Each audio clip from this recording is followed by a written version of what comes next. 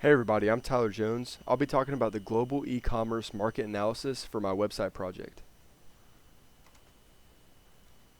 The countries I decided to go with are Germany, Brazil, and India. Starting off with Germany, they have a population of 83 million. They have an aging population. They speak German and have a GDP of $4.5 trillion. And they typically have a high average income. There's an internet penetration of 90%, which is very good for an e-commerce company to get into. The payment methods used in Germany are typically credit and debit cards, PayPal, or direct bank transfers, and they have a well-developed network for shipping logistics. Looking at Brazil, they have a population of 213 million. They have a very young population. They have a GDP of $2 trillion, and they have a medium average income compared to Germany.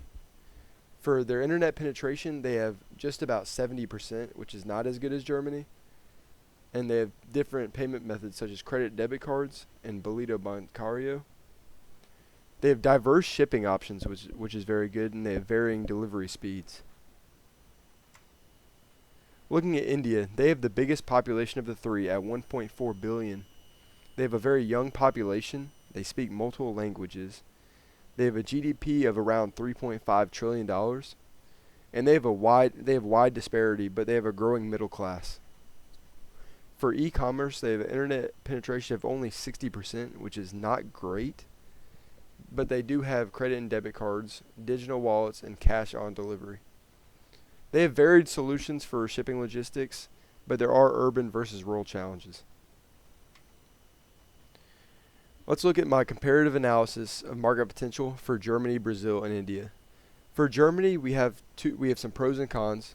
Some pros are high purchasing power, efficient logistics, and high internet penetration, while the cons are high competition and high customer expectations. For Brazil, the pros are growing middle class and an increasing e-commerce market. Some cons are infrastructure challenges and diverse payment preferences. For India, the pros are large and young population and rapid growth in e-commerce. Some cons are income disparity and logistical challenges and price sensitivity. Here's some pros and cons of Germany. Some pros: there's advanced infrastructure, high online shopping adoption, and a strong economy. Some cons are market saturation. There's tons of companies in Germany, and it'll definitely be hard to break into, but I feel like it'd be worth it in the long run. And also, there's a lot of high operational costs in Germany. Looking at the pros and cons of Brazil, the pros are expanding consumer base, which is very good, growing internet usage, and emerging market opportunities. Some cons are logistical inefficiencies and payment system complexity. Looking at some pros and cons of India, some pros are they have rapid market growth, which would be great to get into as an e-commerce company.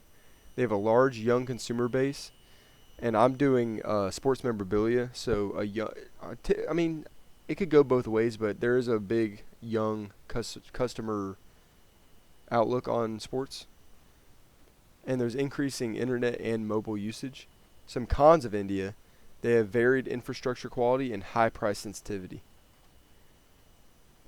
My conclusion and recommendations: I think the best market to get into is Germany due to its strong economy and efficient logistics, and they have high purchasing power. I'd say kind of in the middle, I would say, is India. They offer significant growth opportunities but require careful logistics management and price strategies. And the least promising market would be Brazil. While it is growing, it faces challenges with its logistics and payment methods that might hinder smooth market entry. Thank you so much for listening.